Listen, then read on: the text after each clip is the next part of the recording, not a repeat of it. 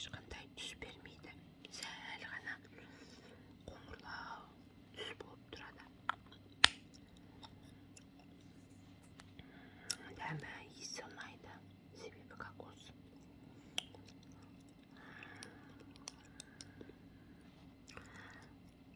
Дионадан алдым. Бағасы өте арзан. 1000 теңге ма, сондай қалдым. Қолданып жүргеніме 1,5 айдай болып қалды. Келесі зат ол иіссу.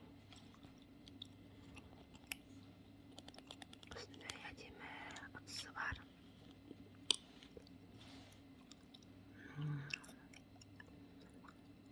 25 миллилитр.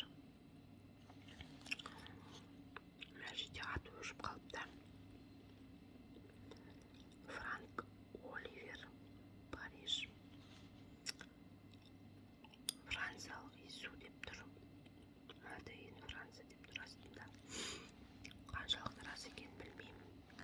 Бұны да Дионадан алдым.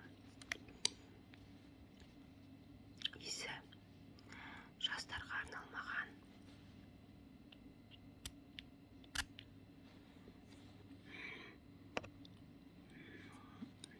Қоңырлау. Иіс постельный дейді ғой.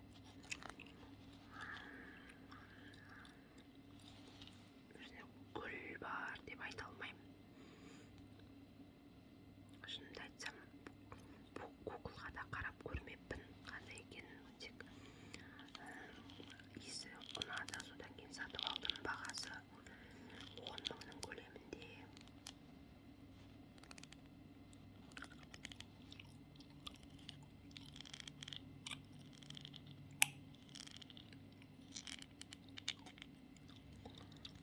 Осындай әдемі иіссуды қолданып жүрмін. Келесі ол міне мынандай кондиционер.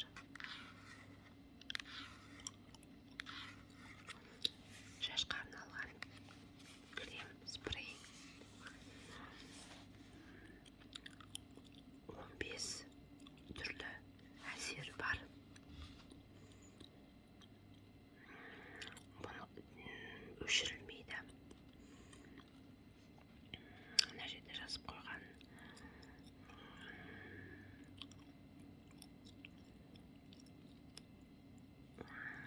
Жұмсартады. Шашты тарауды жақсартады.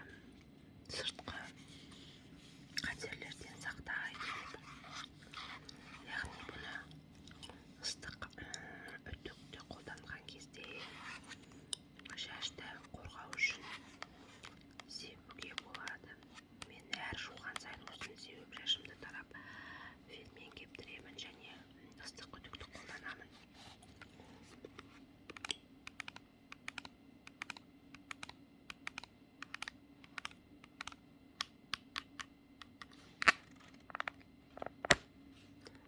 Иісі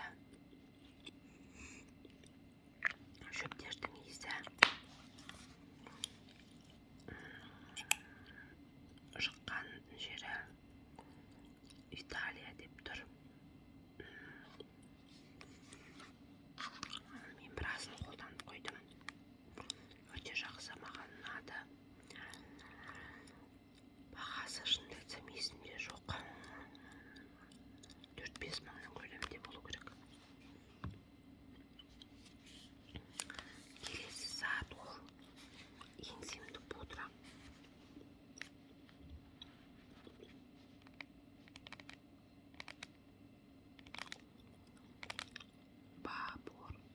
Бабыр деп оқуға болатын шығар, білмеймін, бірақ қалай дұрыс оқылатын екенін.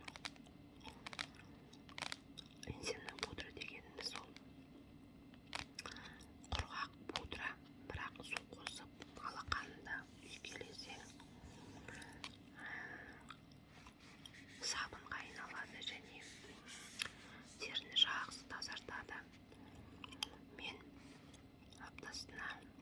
3-4 рет қолданамын. Бұл Германия, немецкий. Өте ұзаққа жетеді деп айтылған. Расымен де менің алғаныма 3-4 ай болды. Осындай өзі де жартылай ғана болады екен пудраның көлемі. Соған қолданғаныма біраз болса да әлі азайған жоқ. Себебі кішкентай ғана мөлшерде салып жуамын, және басқа да бет жуатын гельдермен алмастырып тұрамын. Маникюрыма көңіл бөлмеңіздер. 1-2 күнде жасаймын. Және тағы да видео саламын. Қолымдағы мынау әшекейді біздің